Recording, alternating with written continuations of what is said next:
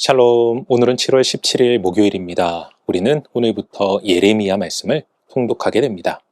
예레미야서는 주전 7세기 말 바벨론 제국의 부상과 함께 남유다의 멸망을 앞두고 기록된 책입니다. 예언자 예레미야는 요시야 왕 13년부터 약 40년간 활동하며 하나님의 말씀을 전했습니다. 흔히 예레미야는 눈물의 선지자로 불립니다. 왜냐하면 끊임없이 하나님께 돌아오라고 외쳤지만 끝내 회개하지 않는 백성과 멸망해가는 조국을 바라보며 슬픔과 눈물로 사역했기 때문입니다. 이러한 예레미야서는 심판과 회복이라는 두 축으로 구성되어 있습니다. 곧 하나님의 공의로운 심판이 선포되는 동시에 회복과 새 언약의 소망도 함께 전해지죠. 특히 예레미야 31장 31절 이하에서는 하나님께서 내 법을 그들의 속에 두며 그들의 마음에 기록하겠다 하시며 새 언약을 약속하십니다. 우리 모두 예레미야 말씀을 통해 하나님의 거룩하심과 공의 그리고 포기하지 않으시는 신실한 사랑을 깊이 경험하는 귀한 시간 되시길 바랍니다. 오늘 우리가 통독할 말씀은 예레미야 1장에서 3장까지입니다. 오늘 말씀은 하나님의 부르심과 배신한 이스라엘을 향한 하나님의 탄식과 회복의 초청을 담고 있습니다. 먼저 하나님께서는 예레미야를 어릴 적부터 선지자로 택하시고 두려워하지 말고 말씀을 전하라 명하십니다. 또한 예레미야는 두 환상을 통해 다가올 심판과 하나님의 뜻을 깨닫게 되죠.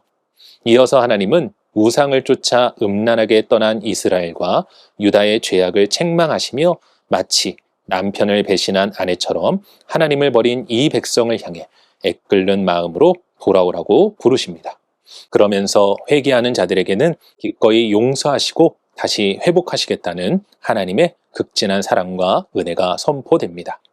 오늘은 이러한 말씀 가운데 예레미야 2장 13절 말씀을 묵상해 보도록 하겠습니다. 예레미야 2장 13절 함께 읽겠습니다.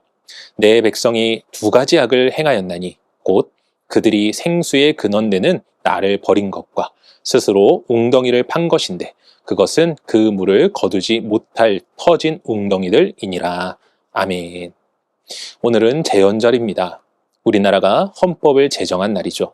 국가가 바르게 세워지기 위해서는 모두가 따라야 할 법이 필요합니다. 이 법이 있어야 질서가 세워지고 공동체가 정의롭게 유지될 수 있습니다. 그리고 법은 단순한 규칙이 아닙니다. 법은 공동체의 방향을 제시하는 기준이며 가치를 지켜주는 울타리입니다. 그런데 하나님께서도 우리에게 이러한 법을 주셨습니다. 그것은 바로 말씀의 법입니다. 이 법은 인간을 억압하려는 것이 아니라 생명을 지키고 질서를 바로 세우며 복된 삶으로 인도하는 길입니다. 그런데 오늘 묵상의 말씀을 보면 하나님은 이스라엘 백성이 두 가지의 악을 행했다고 말씀하십니다.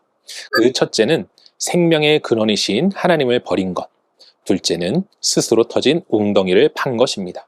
곧 자기 뜻대로, 자기 방식대로 살아가려 한 것입니다. 하나님께서는 이 두 가지를 악이라 말씀하십니다. 여기서 중요한 것은 이처럼 말씀의 법을 버리고 자기 기준을 따르는 삶은 결국 터진 웅덩이처럼 어떠한 것도 담지 못하고 결국 메마름과 파멸로 끝날 수밖에 없다는 것입니다. 사랑하는 성도 여러분, 오늘은 제헌절입니다. 나라가 헌법 없이 설 수 없듯 우리의 신앙도 하나님의 말씀 없이는 바로 설 수 없습니다. 말씀이 중심이 되어야 우리 삶이 흔들리지 않고 복된 길을 걸어갈 수 있습니다. 예레미야서는 바로 이 말씀의 법을 잃어버린 백성에게 돌아오라고 외치는 하나님의 경고이자 호소입니다. 그리고 그 말씀은 오늘 우리에게도 동일하게 들려옵니다. 오늘 하루 우리 삶의 기준이 다시 말씀의 법이 되게 하여 그 법을 따라 살아가는 삶 속에서 하나님이 주시는 생수의 기쁨과 참된 평안이 넘치는 시간 되시기를 주님의 이름으로 간절히 축원합니다. 기도하겠습니다.